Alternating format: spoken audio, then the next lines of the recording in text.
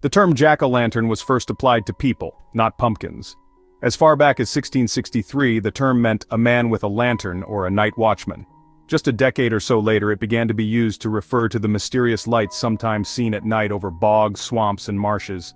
These ghost lights, variously called jack-o'-lanterns, hinky-punks, hobby lanterns, corpse candles, fairy lights, will-o'-the-wisps, and fool's fire, are created when gases from decomposing plant matter luminesce. For centuries before this scientific explanation was known, people told stories to explain the mysterious lights.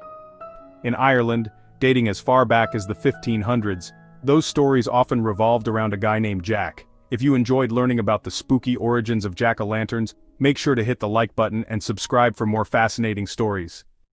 Stingy Jack, often described as a blacksmith, invited the devil to join him for a drink.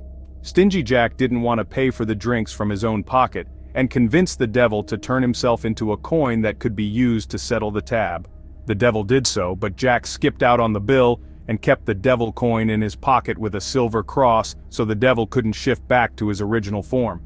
Jack eventually let the devil loose, but made him promise that he wouldn't seek revenge on Jack and wouldn't claim his soul when he died. Later, Jack irked the devil again by convincing him to climb up a tree to pick some fruit, then carved a cross in the trunk so that the devil couldn't climb back down. Apparently, the devil is a sucker.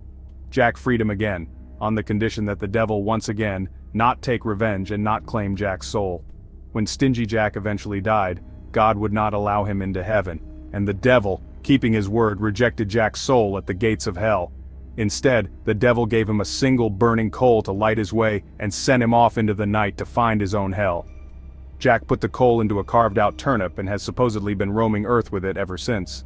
In Ireland, the ghost lights seen in the swamps were said to be Jack's improvised lantern moving about as his restless soul wandered the countryside. He and the lights were dubbed Jack of the Lantern, or Jack-o'-lantern. Irish immigrants brought the legend to America, where it collided with another tradition and crop. Making vegetable lanterns was a tradition of the British Isles, and carved-out turnips, beets, and potatoes were stuffed with coal, wood embers, or candles as impromptu lanterns to celebrate the fall harvest.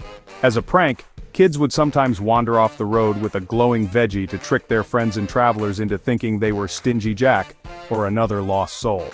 In America, pumpkins were easy enough to come by and good for carving, and got absorbed both into the carved lantern tradition and the associated prank. Over time, kids refined the prank and began carving crude faces into the pumpkins to kick up the fright factor and make the lanterns look like disembodied heads.